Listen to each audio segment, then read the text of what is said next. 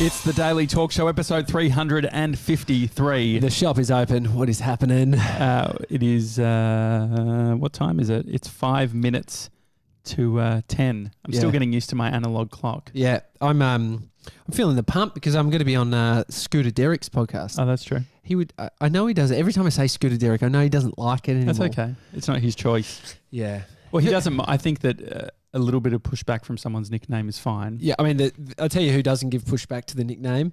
Big T. Big T loves his nickname. Big T, you're just owning it, mate. I'm waiting for Big T to change his Instagram handle to Big T. That's when we know it's full cut through. Well, we got 3D Dill, who before he moved to Australia had 3D Dill, the Daily Talk Show. Yeah. We really appreciate that. Would you ever think about putting it as your Instagram handle? I would, but then I would lose all the other pictures that I was tagged in as my old username. Oh, good point. So that's why I haven't changed it yet. Oh, that's a good consideration. Yeah. I mean, is it more likely to happen than you getting the Daily Talk Show tattoo? Yeah, for sure. Yeah. Is 3D Dill even available on Instagram? He probably. 3D Dill got a message from his mate over in Canada. So I got a message from one of my friends, Haley, that said, "Dylan, please don't get a Daily Talk Show tattoo with the crying, laughing emoji face and a heart emoji. She said, get a kangaroo or a palm tree or a little sun or something." No, they're terrible ideas. Do we agree they're terrible ideas? One, you just flat out look like a tryhard. The other, they don't know what it means. Yeah, exactly. TDTS, the Daily Talk Show. I don't know. It could be a homage to your grandfather or something. I don't know. Send us an email, hi@thedailytalkshow.com. Do you have a hashtag as a tattoo, or do you know anyone that has a hashtag? Like just the hash? No, like a hashtag, and then it's actually written something. Okay. Do you think, are we going to look back and think that hashtags were something that we used to do, but it's not really? Yeah. Well, they were so irrelevant before Twitter. Was that the first case for them? Hashtags or Instagram? Yeah, I reckon Twitter made them. They pioneered it. I think. Yeah. Well, Bernard wrote in and he reckons that Dill should get an Aussie tribal tattoo. What is that? I've seen some. What is that? A beer can? I would consider that. What is Aussie tribal? But tribal, maybe it's Aboriginal or whatever, which is a lot of cultural misappropriation or whatever. I don't know. Isn't that then? I mean, Australia is the country. I don't know if it's. Maybe it's just because he's from overseas, so maybe that's what he's meaning. Okay, I get you. It's like it's a style. It's a style of tattoo. Or he thinks that people that just got tribal tattoos were mostly bogan Australians. Yeah. Well, we don't really have. The interesting thing is, like in New Zealand, there's like a big sort of tribal Maori. Yeah, and so is it frowned upon? I mean, Mr. 97, you moved from New Zealand to Australia when you were, 7 or something? Yeah, 5. 5? 6. 6? 7, basically 7. Yeah. Like, I wonder, is it, there's something a little bit naff, just a little bit of someone getting a Japanese written tattoo if you don't speak Japanese or if you can't understand I mean, that was big. So we're talking about the types of tattoos. So there's been the Japanese stamp at the bottom of the back. Then you've got the tribal tattoos, which are, I don't know where they come from. Some of the wrestlers had them back in the day. But yeah, you're right. Like, as it goes on. But there is a thing where it's not it's only bogan if you don't know the cultural, like it feels like if you're going to get something you need to understand it. It's a little bit like me wearing a New York Yankees hat. No, I think you're talking about cultural appropriation as opposed to just being what is that word, bogan tourist. Cultural. No, I fucked it up and said cultural inappropriation last time. And then you just said cultural appropriation. Yeah, you didn't do that bit. I'm curious of what does it actually mean? Cultural appropriation. Yeah, that's what you said. Yeah, I said the A bit. Cultural appropriation. I'm just a bogan Australian that says drops like. I don't know either. I'm not saying that I know the. So what you're saying, like, so for instance, there's like Mexican tattoos. So the Day of the Dead, I think it's called. Yeah. Where there's so it's like is that the big festival? It's the festival, Mexico. Okay, so here you go. Cultural appropriation. That's exactly what I said. Not cultural appropriation. Cultural appropriation. I'm a bogan Australian that. Would you have spelled it with an A though? Of course I fucking would have. How else do you spell it? Cultural and then appropriation. I think you would have spelled it KULTURPRO. One word. Yeah, that's what. One fucking word. Cultural appropriation. Anyway, cultural. The thing is, I don't know what it means, so we're learning. cultural. This is where we need Ruth McGowan because she would be fucking schooling us on cultural appropriation. But here it is: the unacknowledged or inappropriate adoption of the customs, practices, ideas, etc., of one people or society by members of another, and typically more dominant people or society. Yeah. So it's like saying the privileged using the beautiful Indian headwear of the Native Americans. This is probably just not a good area. No, but hang on. You haven't fucking let me finish. Go on. Using it as some kind of a, outfit for a fancy dress party. And so it's taking something from a culture. Like it's going so far as to you can't dress up as a Mexican anymore. Like you can't wear a sombrero anymore. I think you can wear a sombrero. Then you're fucking way off because you haven't looked online and seen the Mexican cantina. You get a sombrero when you can't wear a Bruce Lee outfit from when he used to, in his films where he's doing the 1-inch punch and it's like he's got this. It's like a yellow. But where are you getting this? When you say you can't, you can't. As in, look online. There's a lot of noise being made by people who are, getting very upset about this stuff. But I don't know exactly where it's coming from. If someone from that culture said directly to me that's offensive. It says an unacknowledged or inappropriate adoption. Like, yeah, I guess there is the we can interpret things how we want to. I think there's a scale. I think that the idea of you can't do anything anymore and you can't do this and you can't do that. Like I think there is. Can you dress up as the village people? I don't know. I mean, that was my costume when I was a stripper. Yeah, well, I don't know. I don't think you could anymore. I don't think it would be seen as acceptable in most of culture right now. What do you think, 3D Dill? It's tough just because if you're doing it in a respectful way.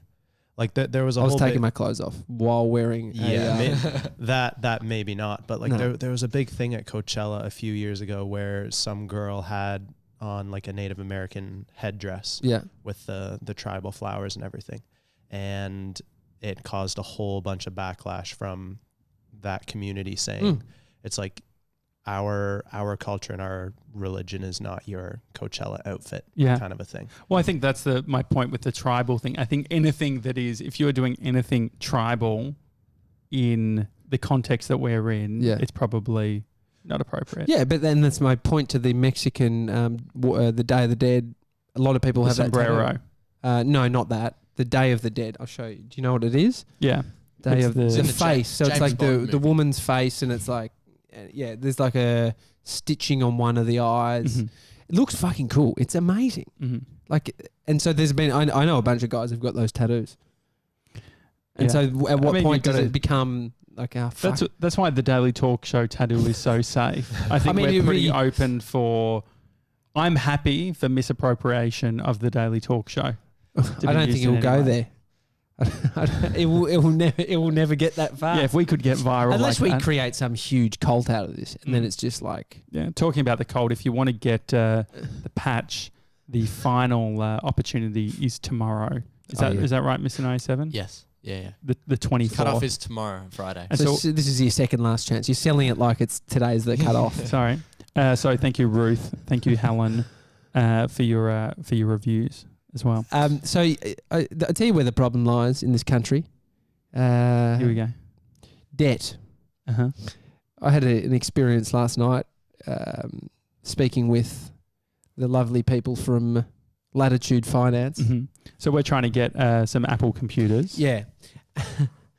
And so what's the deal? What I mean, it's never been easier. Like I literally filled out a form online. The next minute you've got $6,000 of credit card. Well, if you got pay slips and all that sort of thing. Oh, yeah. And also, I put in the wrong date of birth. So I was a 90-year-old guy. And they still gave. That forgot to mention that I have a car that I make repayments on.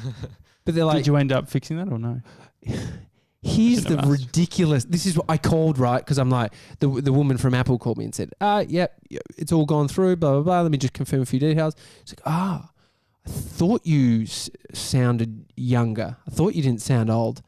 because I had 1928 instead of 1988 as my birth year. And she's like, oh, you can change that, blah, blah, blah. So I called up to change it. It is quicker for me to cancel that card and reapply. I wouldn't do that. Than change my my date of birth.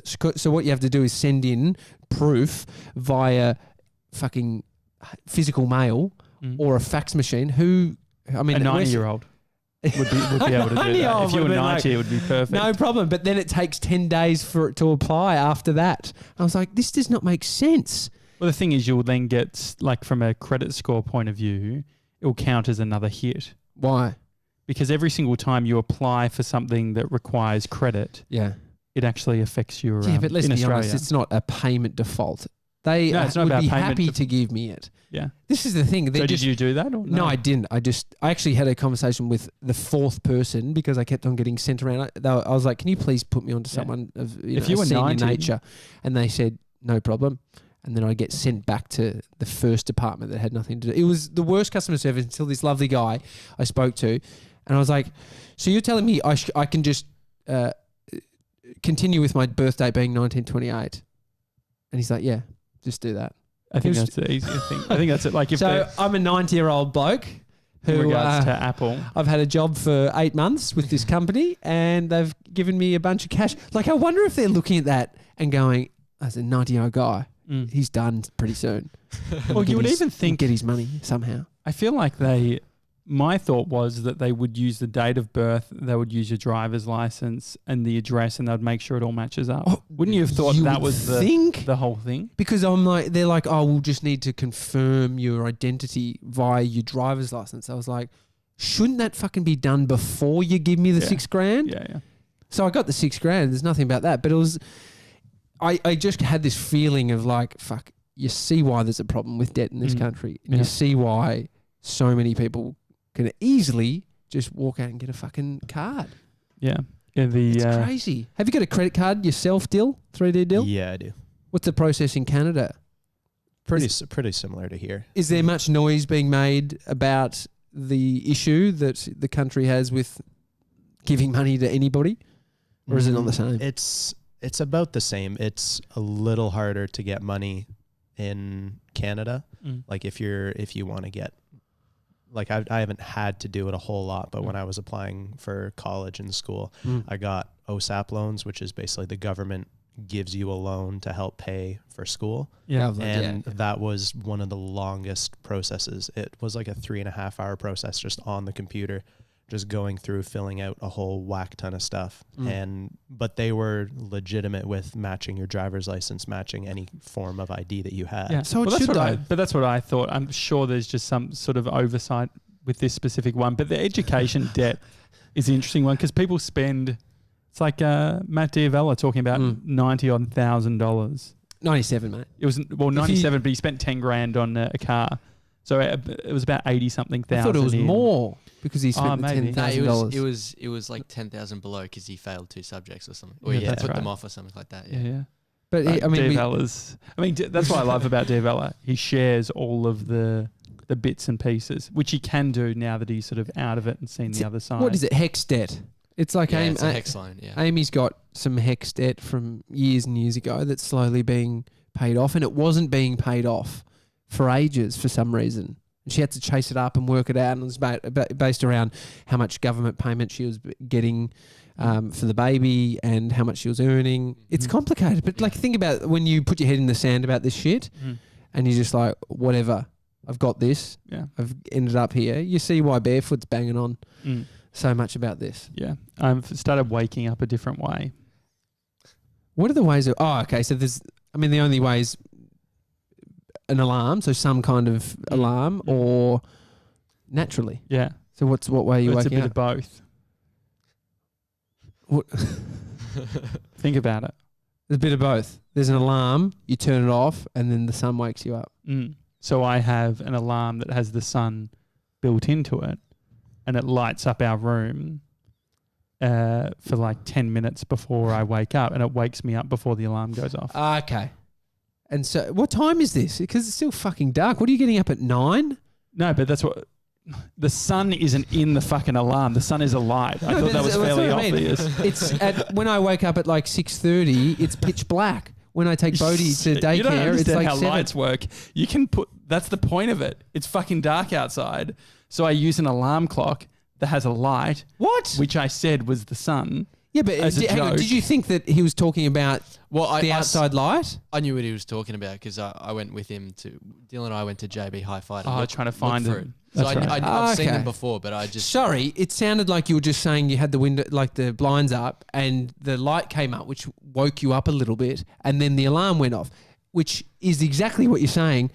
But you're using what are you using? Your phone or an actual physical? No, so it's a physical. Philips do a product that is took out a loan for this one, definitely. It's $50. Oh, that's pretty good. $50. Really? It was cheap. But the thing is, I found out why it was cheap in some ways because the way that it works is that Pete Shepherd has one of these. He was telling me about it. He's like, oh man, I got a cheap one. It just beeps. It doesn't like and so it's an alarm. It's an alarm or whatever.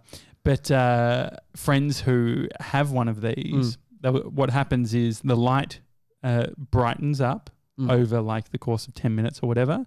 And so I woke up 2 minutes before my alarm went off, which is great. And which was 5:30. I'd set it for 5:30 and I got up at 5:28, which is amazing. Humble brag, early riser. And so the thing that was missing though was it was, as far as I was aware, was meant to make a bird sound. It was meant to be birds. And I sold that into Brie where it's like, oh, it chirps. Anyway, so I like get it from Amazon and I set it all up. Yeah. And then that turns out there was the $100 one. And so I got the $50 one, which is beeps. And so when I set it all up, I showed Brie how it all worked. I was just trying to I was burying the lead, didn't want to mention it. Oh, you knew at this point? Well, yeah, I knew. I was like, oh, fuck, it doesn't do the... It's not the chirper. Anyway, it doesn't matter. And she's like... So I showed Brie, she's like, oh, wow, the light's awesome. Can you just switch it to the bird sound, though? Because I can't stand that beeping. You're going to have to send this back. Oh, so no, I'm not sending it back. It's from fucking Amazon US. You can't send it back? No, it's good. The thing is, my point was, the idea is the light, it's really cool how it works. And so if you're not awake by the time the light is bright, then you're probably, the beep is okay. Yeah, I like the sound of this. I've been thinking about, because our fucking alarm wakes up Bodhi. Beep, beep, beep, beep. Beep, beep, beep, beep. Yeah. Just our phone. Oh, the light would be perfect then. It's very good. And it's like a really nice warm light. The other cool feature, guys, which you didn't know about, you can press a button and it turns the light on as a lamp. Wow. I mean, the only feature... Cool. So I was reading a book and I just used that as a lamp. The only feature it's missing is its ability to write Seth Godin's book by hand. No, that's all happening. I'll actually do... I'll do an hour today live stream. You said that yesterday. That's right, Dylan. He said, "Oh, there's the book. Josh forgot to take it home." Oh yeah, you had it on the table. I actually thought driving to work today, I was like, "This could possibly just be this running joke that Josh has had a promise for 10 years. It's 10 years into the Daily Talk Show, and he still hasn't fucking done it. It's a bit silly. We have no relationship with Seth Godin anymore. It's too embarrassing. But I thought I'd actually probably be okay if you never did it. And it was just this joke about how you made a promise and never fulfilled it. No, I actually want to do it. I hope that gives you I hope me succumbing to the thought that it's never getting done is the motivation for you to be like, well, fuck you, Tommy. Fuck you, Tommy. I don't know if that wouldn't motivate you. I don't know. Maybe we've got a 12:30 meeting, and it's with people that you are friends with, right? And it's a professional meeting, and I've got anxiety of how we're greeting. Oh, it's just I know what you're going to do. What, going for it? Yeah, you'll give them a kiss hello. I always just go in for a bit of a kiss. So I've even been embracing the awkwardness. I had the most awkward hold with a woman the other day. Because I'm not kissing. I mean, most of the time, unless it's my mate Karim, I always give him a kiss on the cheek when I see him. But it's usually a woman that I'm giving a peck on the cheek to, or an Italian man if he's up for it. But I just had this moment where I kind of went in and she didn't kiss me, and then it just became this hold, and I was like, how long do I get this? I think the hug is a safer bet. I think the thing is, especially with, say, us doing the podcasts and stuff, we're dealing with faces of makeup and all that sort of thing. And so it's like you don't want to have to worry about like... You're fine, dude. You got fucking black. I'm the one that has to worry about like getting makeup on my shirt. No, but the thing is like ruining their makeup or whatever. Like if you go... It'd have to be a Kardashian with a 7 centimeter thick layer of makeup to ruin someone's makeup with just a little... But what do you reckon are good... Like, have you guys... Not a handshake. You can't ask Mr. 97. He's got no idea. He avoided the gym this morning because he didn't want to speak to Big T. Wait, what's today? No, today's Thursday. He doesn't go to the gym on Thursday. He told me that, it's Monday, Wednesday, Friday they go to the gym. I said, it's a great story. Like, imagine if he just was like... It's a good story, but he has been consistent. So it's been a long story. It's been a story that's been going. Yeah. I mean, what's 3D Dill? Yeah. How do you approach greeting people? Depends on if I've met them before. Okay. So like when I met you guys and Bree for the first time at the airport, everyone was like going in for a hug. So I was like, all right, I'm just going to go in for the hug. So easy. Airport. The thing is that was like, it's very low level because it's airport, high vibes, very easy. You're about to stay at my place for a week. Yeah. It's, it's a warm welcome. Professional lunch meeting. Handshake. I reckon you follow Tom. Did you go for a hug? Just fucking whatever I do, bro. Hey, because then you have to worry about like Tommy's gone in for the hug and then you've just gone for the handshake. That's my biggest concern. Just follow Tommy. Oh, you know how I did that once. You know how I get. I mean, this is where it goes bad. I saw Andy Lee and Hamish. Yeah. And this was before Hamish was, with his wife Zoe. So it was his previous girlfriend that he was with for years. This is a long time ago. Yeah, it was a very long time ago. I was at Nobu, fancy restaurant in Melbourne, and I had no place being there. And I come down and I see Hamish, Andy, Zoe, and Anna. And I'd known Anna and Haim more than I knew Andy, but I knew him, and I'd never met Megan Gale, which was his girlfriend at the time. You said Zoe then. Oh, sorry, did I? Sorry. Anna was Hamish's girlfriend at the time. Yes. Megan was Andy's girlfriend at the time. Megan Gale, big famous supermodel. Anyway, I reckon you could have kept names out of this story, but go on. It's appropriate for the story. Anyway, so I'm waiting for the Nobu bit, where the Nobu bit comes in. It was just at a fancy restaurant, and they were in this booth, and I were like, "Oh, hey," went up, shook Andy Hamish's hand, gave Anna a kiss because I knew her. Yeah, and then I just fucking went in for a kiss with Megan. But I was like, and what happened? It was probably the only time that I've ever felt like it probably wasn't okay to go in for a kiss because I'd never met her. So I was like, but what I'm saying is I think that's an extreme example where it's like I had no business giving her a kiss on the cheek. So yeah, what is the if we were to do a bit of analysis on the possible reward versus the negativity. So what we're trying to balance here is rapport. We all want rapport, but we also want to be respectful. What's disrespectful about giving someone a kiss?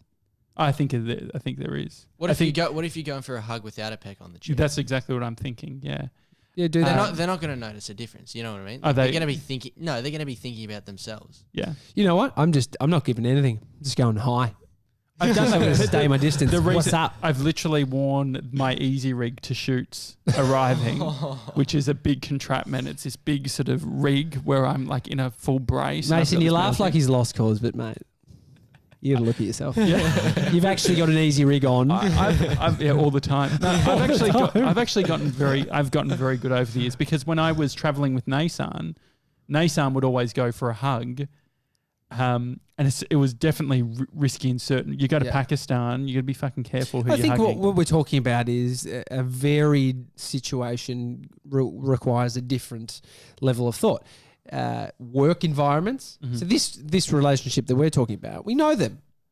We've known them for a while. Like you, through me, but you've known them for a while. So I think it's probably okay to give a kiss. A new corporate client where you're in at their office, handshake is the way to go. That is. It's just you wouldn't go outside of that. Yeah. A date. It's kiss hello. Of course. Yeah, a kiss hello makes complete sense on a date. If you put your hand out, fucking take that hand and slap your face. I was literally watching this morning on my feed there was like an agent who specialized in like body language and greeting and all that sort of thing. Saw that. Yeah. Have you watched the video? Where do you see On this? YouTube? Yeah. The Wired one? Yes. Yeah. Where are you guys getting pushed this? Is this the Daily It Talk might- Show YouTube channel? It was just, I think it's trending on YouTube at the moment. Is it? So it just pops up. Yeah. Oh, I'm feeling out of the loop. Yeah, it was very good. But I think that what I've come to realize, I think that the pressure is in having an extra person. So having Tommy complicates it because it means that they are in real time having to context switch between, say if it was a kiss versus a handshake, I think I'm comfortable just hugging both of them out. Because one time where I did go for a kiss with someone where I wasn't sure recently, I kissed them on the ear. And so I've since completely stopped doing that. How was it? But no, it was just like, they were super nice to me afterwards. But I didn't feel good about it. I was like, there's a everyone is accepting of interacting, that sort of but you said greeting. the Meek and Gale thing didn't go too well. No, but I think it still fits within okay, as much as it might have felt awkward for me, she might have been like, oh, it's a bit weird. Why did you get the sense that it felt awkward? Just because I literally, she said one word and then I've kissed her and I wasn't directing my conversation towards her. It was like to the guys. Mm. And so it was like, I don't know, I just probably could have stood back and not gone in for it. I don't know. I panicked. I think I did panic. But what my point being is, I think there is a general consensus that there's a general understanding across humans that interaction at greeting time can go a bit weird. But then it's like, it's not thought of after. People aren't going, that guy's fucked. It's like everybody who has ever done a greeting has at some point felt awkward or... What about thought, first "That was impression? weird." What about the fact that like first impressions matter? Yeah, but a first impression for what? I think a confident person that isn't overthinking it is leaving a better impact. No, but I think on that a first impression. But I think that than the fumbly. I don't agree because I think that part of it is it's like you going confident with a kiss on the cheek could be seen as presumptuous or unprofessional. But it's not. Are you talking sexual now? Presumptuous for what? Presumptuous in what respect? Yeah, but isn't there like why? Why would you ever need to kiss someone? Nothing sexual about a greeting kiss. I don't know where. I think you're blending the line between it being a sexual move and it being a greeting. No, but I think it's not. So if sexual's, high on the spectrum, of rapport, but then you go like rapport is a spectrum, and I guess that what I'm saying is it's like you are saying that you've misread the situation in regards to how much rapport you have, or disrespect of boundaries. I don't know if it's. I definitely haven't disrespected boundaries. I think there's a level of feeling that you can have to what it felt, what it went on inside you in terms of how it made you feel. But I think somebody who is like confident, a confident person might put someone at ease. Or I don't think so. I think that's like that's awkward one person.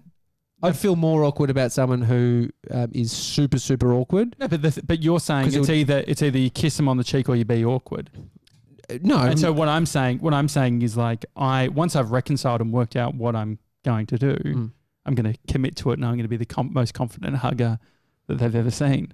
However, what I'm saying is I think that it's misaligning the confidence as something that is positive rather than looking at it of a line of respect. So if you're dealing with but also we also have this whole thing which is like if you've got a CEO within a company or whatever, or someone who's senior and they're a woman, and you would normally, if it was a man, you would shake their hand. Should you be doing in that scenario? Your idea. I'd say corporate environment. If you don't know, like I think it's. But workplace is more. You have to have a level of respect because it's in a work environment. Yeah, I guess my point is that we're like everything starts to merge, right? You start being like, oh, I know this person from here or there, or we're connected in this way, and so I think that I don't necessarily think. Because I have done, like I've trialed that for like a few months, which is your approach, which is just like, just confident and just do it or whatever. No, but then you can what read that- situations afterwards, and the fact that you look back and remember an experience from 15 years ago says that it has rattled you in some No, ways as one, well. I'm just pulling on a memory. I don't think about it at all. Like literally, mate, 1 second and then it's done. I think that is the difference. It's like, But should we? But the thing is, so why am I thinking about it? because that's you way your brain's wired. But what? But, You like but what are my intentions of thinking that way? you're overthinking what the person's experience is being in that moment, where it's like rattling the moment, right? Because then because you're putting a judgment on saying I'm rattling the moment. you're rattling the moment for yourself, not for them. It's No, but like isn't you're there just- seeing what they're doing. But can't you also just be in the moment and think? Like Okay. part of it is To be honest, this is the most I've ever thought about anything. But do you guys know what I mean? Like the thing is, like if isn't listening to like feeling out the moment and understanding it and being respectful of those people, isn't that more I think sort of confident making a and decision in tune? before you go in, maybe you need to do your way. So don't make a decision about how you're going to do it, execute it before you get there, because then it's lack of thought. But then don't overthink. But we Such a also fine have. But line. the other thing is, we also already have a sense. Like if you've got a sense of, okay, here's the status, this is the relationship, you can make a decision within the moment, like before even getting in, of based on all of this sort of stuff. This is how I'm gonna. Yeah, I think there's some people just verbalize it, and others that don't.